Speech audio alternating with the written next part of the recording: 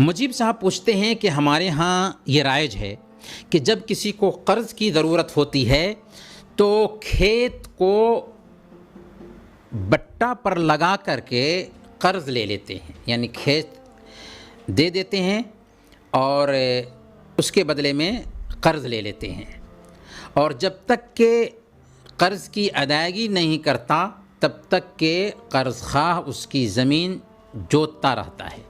تو کیا ایسا کرنا جائز ہے؟ دیکھیں، اگر کوئی آدمی کسی کو قرض دیتا ہے تو قرض دیتے وقت رہن اور گروی رکھنے کی گنجائش پائی جاتی ہے، یعنی شرعی ناحیہ سے ایسا کرنا جائز ہے، گروی رکھ سکتے ہیں۔ گویا یہ قرض کے تحفظ اور واپسی کو یقینی بنانے کے لیے ایک طرح کی گارنٹی ہے، ضمانت ہے۔ اللہ کے نبی اللہ رب العالمین نے قرآن کریم میں بیان فرمایا فرحان مقبوضہ، کہ قرض دینے والے قبضہ میں کوئی چیز اگر گروی رکھنا چاہتے ہیں تو وہ رکھ سکتے ہیں۔ اللہ کے نبی صلی اللہ علیہ وسلم نے خود سامان گروی رکھ کر کے قرض لیا ہے۔ صحیح بخاری اور مسلم کی روایت میں آتا ہے، سیدہ عائشہ صدیقہ رضی اللہ تعالی عنہ بیان فرماتی ہیں کہ ایک یہودی سے اللہ کے نبی صلی اللہ علیہ وسلم نے ایک مدت تک غلہ ادھار خریدا اور اس کے پاس اپنے لوہے کی زرہ رہن رکھی تھی، تو رہن رکھنے کی گنجائش ہے۔ لیکن یاد رکھیں کہ گروی رکھی گئی چیز سے فائدہ اٹھانا جائز نہیں ہے۔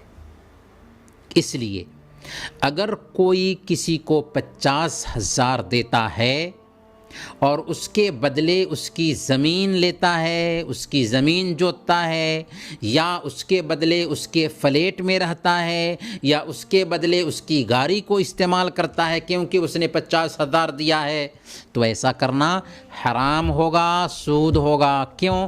اس لیے کہ شرعی قاعدہ ہے کل قرض جر نفعا فہو ربا، ہر وہ قرض جس سے فائدہ حاصل ہو سود ہے۔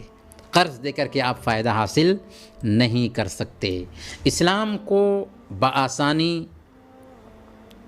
سمجھا جا سکتا ہے، اسلام کی جو تعلیمات ہیں بہت آسان ہیں۔ اس لیے ہم یہ عرض کریں گے کہ اگر کوئی آدمی اس طرح کا معاملہ کرتا ہے تو وہ غلط ہوگا۔ آپ سوچئے کہ آپ کسی سے 50,000 لیں اور 60,000 چکانے جائیں چکاتے وقت، تو یہ سود ہے نا؟ بالکل ویسے ہی وہاں پر ہو رہا ہے کہ آپ کسی سے 50,000 لیتے ہیں اور آپ اپنی زمین اس کو جوتنے کے لیے دے دیتے ہیں، یا اپنا مکان اس کو استعمال کرنے کے لیے دے دیتے ہیں، یا اپنا کوئی سامان اس کو استعمال کرنے کے لیے دے دیتے ہیں، تو گویا کہ آپ کے سامان سے اس نے قرض کی ادائیگی کی مدت تک فائدہ اٹھایا، اور یہی دراصل سود ہے۔ اس لیے اس طرح کا جو بھی سسٹم ہے جو ہمارے سماج میں رائج ہے، غلط ہے، اسے دور کرنے کی ضرورت ہے۔